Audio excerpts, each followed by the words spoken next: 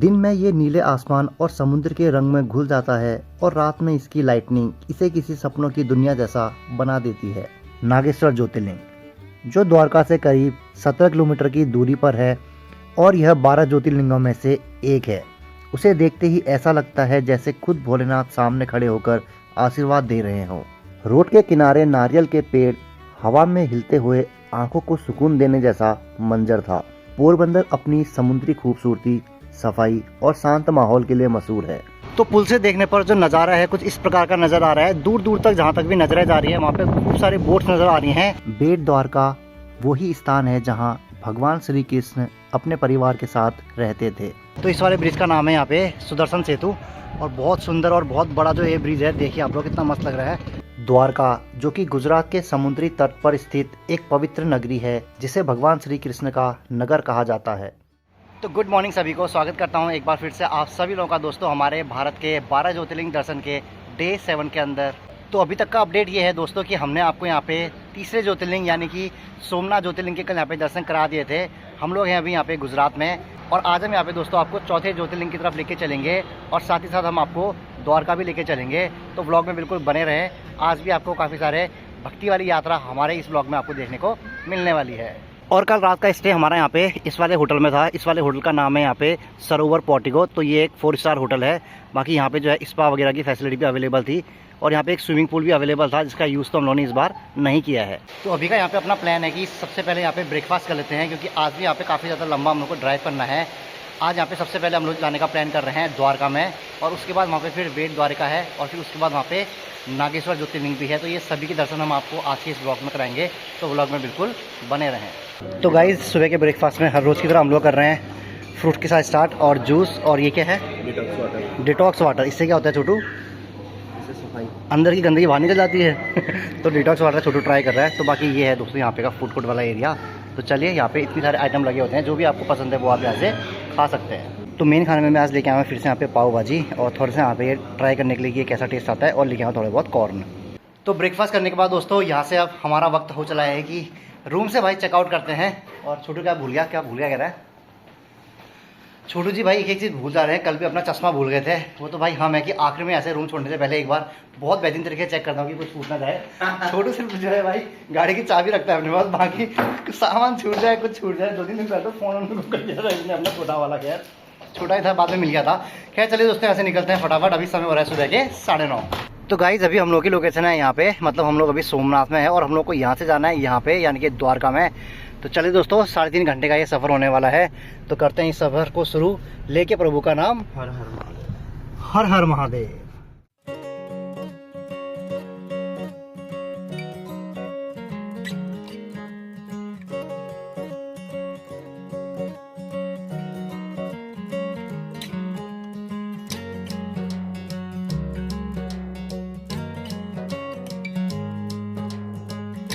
तो चलते हुए दोस्तों हम लोग यहाँ पे पहुँच चुके हैं पोरबंदर हाईवे पे और लगभग हम लोगों को 50 किलोमीटर इसी वाले हाईवे पे आए को बढ़ते रहना है। जब पोरबंदर हाईवे पे आप लोग आए को चल रहे होंगे तो लेफ्ट हैंड साइड में आपको पूरा जो समुंदर है वो आपके लेफ्ट हैंड साइड में नजर आएगा। तो आराम से आप यहाँ पे समुंदर को भी देख सकते हैं, समुद्र की खूबसूरती को देख सकते हैं। और मेरे आंखों के सामने देखिए दोस्तों एक खुला समुद्र जो है भाई यहाँ पे आपको नजर आ रहा होगा। बहुत तेज जो है यहाँ पे हवाएं चल रही हैं और ठंडी ठंडी हवाएं दोस्तों इधर की तरफ को आ रही है। बाकी बहुत बढ़िया जो है यहाँ पे नज़ारे देखने को मिल रहे हैं। और वहाँ नीचे पर मैं देख रहा हूँ काफ़ी सारे लोग जो है बिल्कुल वहाँ पे इंजॉय चल रहा है उनका, फोटोशूट वगैरह भी करा रहे हैं। बाकी हवाएं बहुत तेज है तो शायद बैकग्राउंड की नॉइज़ आपको आ रही होगी। और यहाँ पे जो है भैया यहाँ पे घुड़सवारी भी कर रहे हैं मस्त तरीके से। नहीं भैया नहीं कर रहे हैं। तो भैया मेरे को पूछ रहे थे कि घुड़सवारी कर रहे हैं, मैंने बोल दिया कि भाई नहीं कर रहे हैं। बाकी लहरें देखिए यार कितनी तेज़ जो है दोस्तों वहाँ पे लहरें आ रही हैं। वहाँ पीछे की तरफ अगर आप देखेंगे तो वहाँ पे भाई बोट भी चल रही है, तो बोटिंग वगैरह भी हो रही है। तो यही है भाई, कल भी मैंने आप लोगों को दोस्तों खुला समुद्र दिखाया था और आज भी देखिए।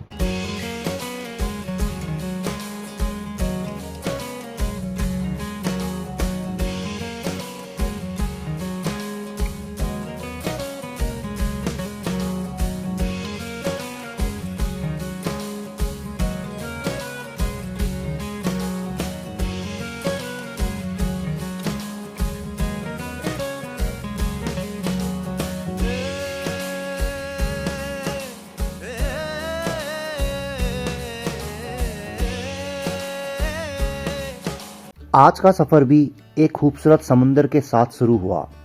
लहरों की आवाज़, हल्की हवा और दूर तक फैला नीला पानी। सब कुछ इतना शांत था जैसे दिन की शुरुआत ही सुकून देने के लिए हुई हो।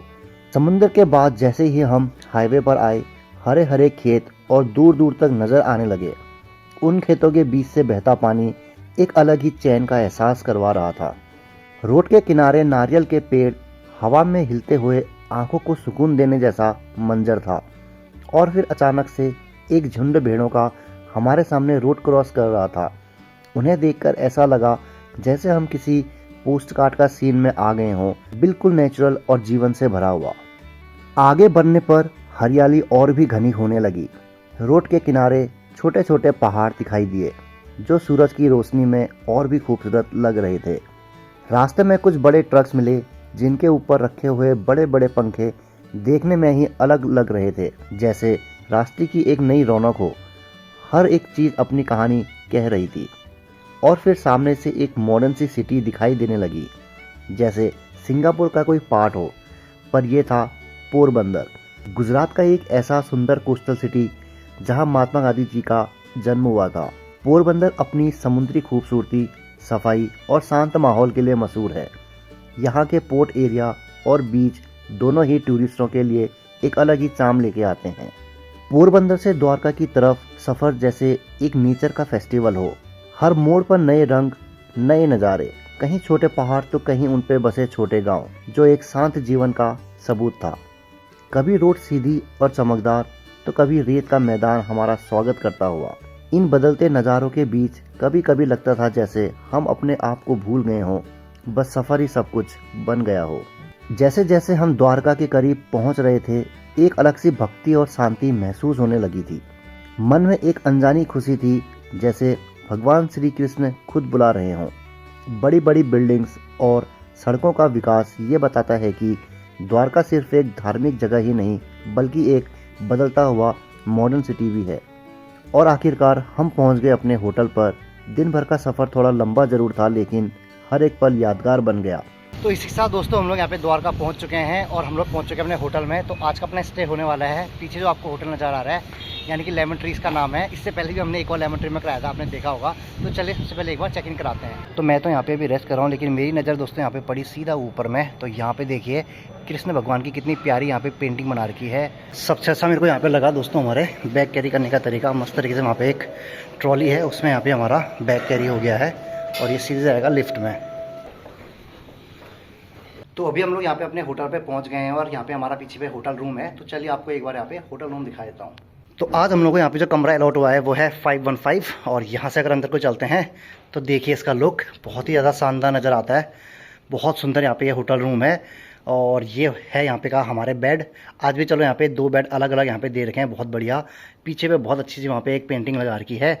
तो यहाँ पे आपको 2 चेयर मिल जाती हैं और यहाँ पे कर्टन लगाए तो यहाँ से बाहर दिखेंगे अभी कैसा नज़र आता है। यहाँ पे आपको एक टेबल और एक चेयर यहाँ पे भी मिल जाती है। साथ ही साथ ये वाला है आपका टीवी सेक्शन और इधर भी की तरफ है आपको कबर्ड दिए हैं वहाँ पे और यहाँ पे ये सारी चीज़ें हैं और यहाँ पे दिया है वॉशरूम। तो चलिए एक बार यहाँ से बाहर देखते हैं कि यहाँ से कैसे नज़ारे नज़र आ रहे हैं। यहाँ से जो द्वारका है वो कैसा नज़र आ रहा है। तो यहाँ से देखते हैं दोस्तों, बाहर को पूरा शहर है, अच्छी तरीके से नज़र आ रहा है। खैर यहाँ पे तो अभी जाली लगी तो बहुत सही नज़र नहीं आ रहा है, लेकिन फिर भी आप देख सकते हैं हमारे यहाँ से होटल रूम से यहाँ पे कैसा व्यू नज़र आता है। तो होटल का तो मैंने रूम टूर आपको यहाँ पे दे दिया है और यहाँ से मैं अगर आपको बाहर की तरफ को दिखाऊं तो बहुत ही बढ़िया जो है भाई, सामने पर भी बहुत सारी चीज़ें आपको नज़र आएंगी।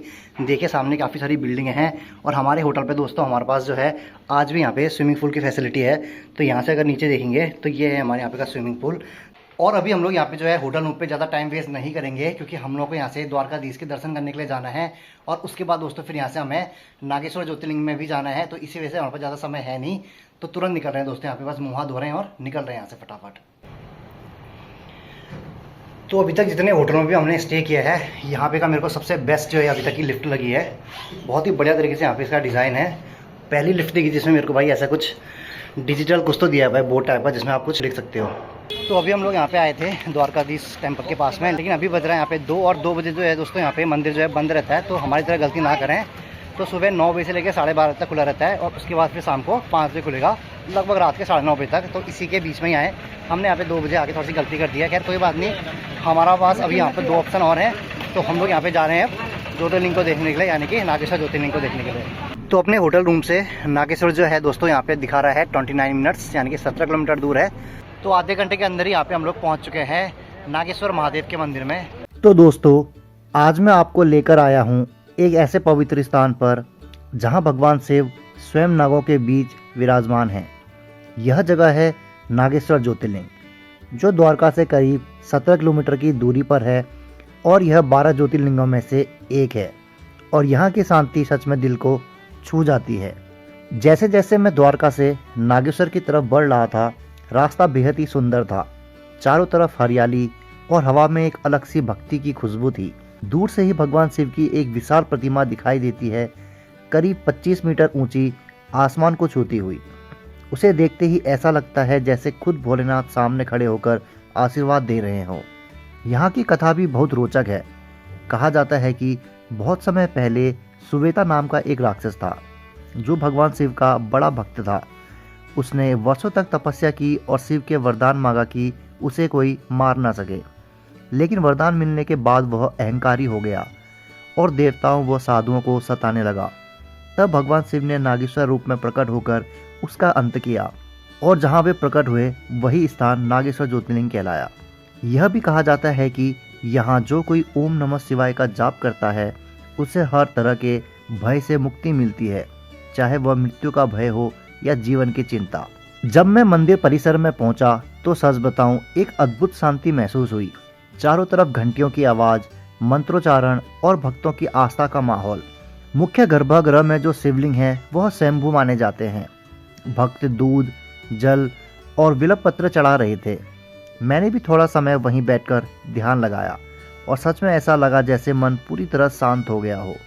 बाहर भगवान शिव की विशाल प्रतिमा के पास कई भक्त ध्यान में बैठे थे। कोई मंत्र जप कर रहा था तो कोई बस समुद्र की हवा में खोया हुआ था। यहाँ का वातावरण भीतर तक सुकून देता है। शिव पुराण में लिखा है, जो भक्त नागेश्वर ज्योतिर्लिंग का दर्शन करता है वो हर प्रकार के भय से मुक्त हो जाता है। यहाँ आकर समझ आता है कि भगवान शिव केवल विनाश के देवता नहीं बल्कि शांति और मोक्ष के प्रतीक हैं। अगर आप भी यहाँ आना चाहते हैं तो सबसे नज़दीकी शहर है द्वारका। द्वारका रेलवे स्टेशन से यह मंदिर करीब आधे घंटे की दूरी पर है। रास्ता बहुत सुंदर है, बीच बीच में समुद्र के दृश्य और मंदिर की दिशा में बढ़ती हुई वो शांति, सब कुछ दिव्य लगता है। आप यहाँ साल भर आ सकते हैं, लेकिन महाशिवरात्रि और श्रावण मास में यहाँ का माहौल देखने लायक होता है। सैकड़ों भक्त सुबह सुबह यहाँ ओम नमः शिवाय का जाप करते हैं। तो नागेश्वर ज्योतिर्लिंग का अनुभव शब्दों में बयां करना मुश्किल है। यहाँ आकर ऐसा लगता है जैसे समय थम गया हो। सिर्फ भक्ति है, शांति है और शिव का आशीर्वाद। अगर आप कभी द्वारका जाएं तो नागेश्वर ज्योतिर्लिंग जरूर आएं। यहाँ आकर दिल से बस एक ही आवाज़ निकलती है, हर हर महादेव। तो इसी के साथ मैंने आप लोगों को काफ़ी अच्छी तरीके से नागेश्वर ज्योतिर्लिंग के दर्शन करा दिए हैं। आशा करता हूँ कि आप सभी ने भी यहाँ पे हमारे ब्लॉग के माध्यम से अपनी अपनी जो भी मनोकामनाएं होंगी वो भगवान से मांगी होंगी और महादेव जो हैं आपके यहाँ पे सभी प्रार्थना को ज़रूर पूरा करेंगे। तो अंदर पे दर्शन करके मैं भी बाहर को आ गया हूँ और यहाँ से अब हम लोग जाएंगे सीधा द्वारकाधीश मंदिर में, वहाँ पे भी दर्शन करके आएंगे। और अगर समय मिलेगा तो हम लोग यहाँ पे भेड़ द्वार का भी दर्शन करके आएंगे। तो दोस्तों अभी यहाँ पे हम लोग जा रहे हैं भेड़ द्वारिका में दर्शन करने के लिए।